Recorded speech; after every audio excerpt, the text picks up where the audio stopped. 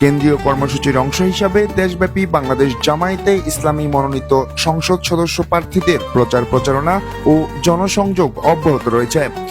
এরই ধারাবাহিকতায় লক্ষ্মীপুর ১ রামগঞ্জ আসনের সংসদ সদস্য পদপ্রার্থী ও রামগঞ্জ উপজেলা জামায়াতের আমির নাজমুল হাসান পাটোয়ারি রামগঞ্জ পৌরসভার সোনাপুর ও রামগঞ্জ বাজার এলাকায় ভোটারদের সঙ্গে সাক্ষাৎ করেন, কুশল বিনিময় করেন এবং আসন্ন নির্বাচনে দোয়া ও সমর্থন কামনা করেন। এ সময় তিনি রামগঞ্জের শিক্ষা উন্নয়ন, সকলের জন্য মানসম্মত স্বাস্থ্যসেবা নিশ্চিতকরণ, বেকারত্ব দূরীকরণ, মাদক নির্মূল সহ বিভিন্ন প্রতিশ্রুতি দেন। তিনি বলেন, রামগঞ্জবাসীর সহযোগিতা পেলে একটি আধুনিক, উন্নত ও শান্তিপূর্ণ সমাজ গড়ে তুলবেন।